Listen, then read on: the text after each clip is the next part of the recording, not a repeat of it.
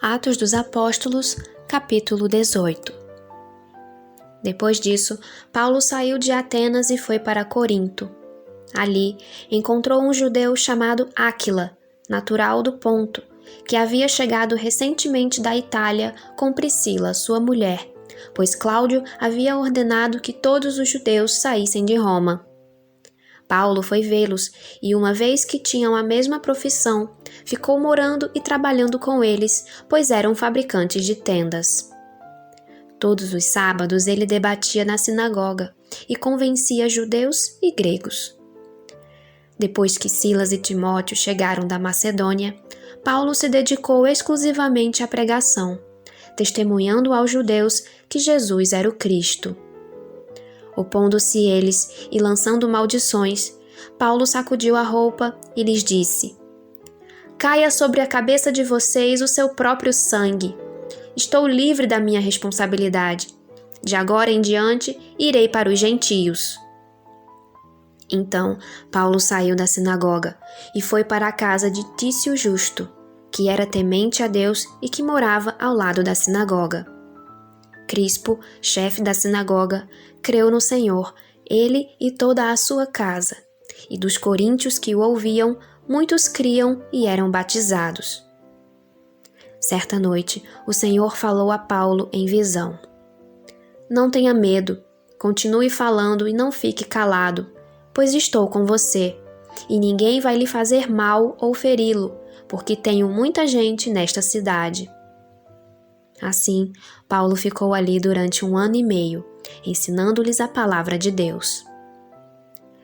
Sendo Gálio procônsul da Acaia, os judeus fizeram em conjunto um levante contra Paulo e o levaram ao tribunal, fazendo a seguinte acusação: "Este homem está persuadindo o povo a adorar a Deus de maneira contrária à lei."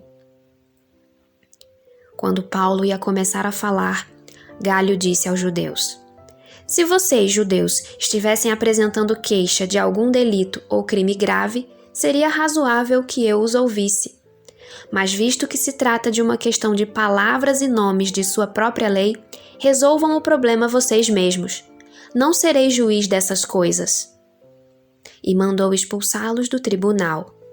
Então todos se voltaram contra Sóstenes, o chefe da sinagoga, e o espancaram diante do tribunal.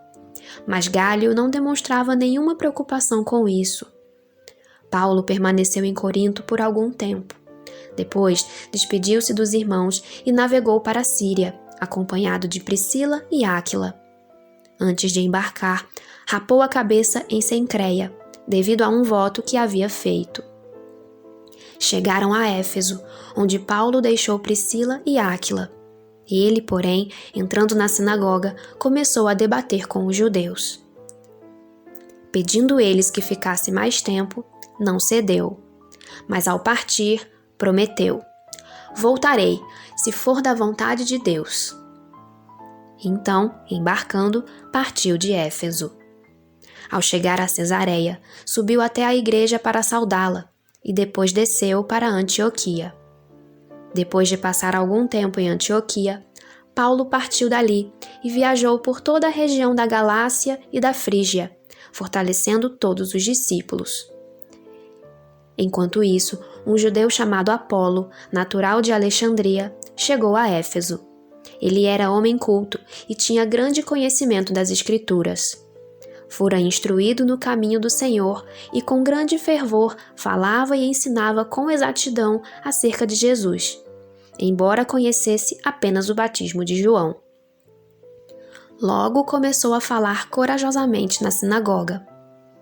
Quando Priscila e Áquila o ouviram, convidaram-no para ir à sua casa e lhe explicaram com mais exatidão o caminho de Deus.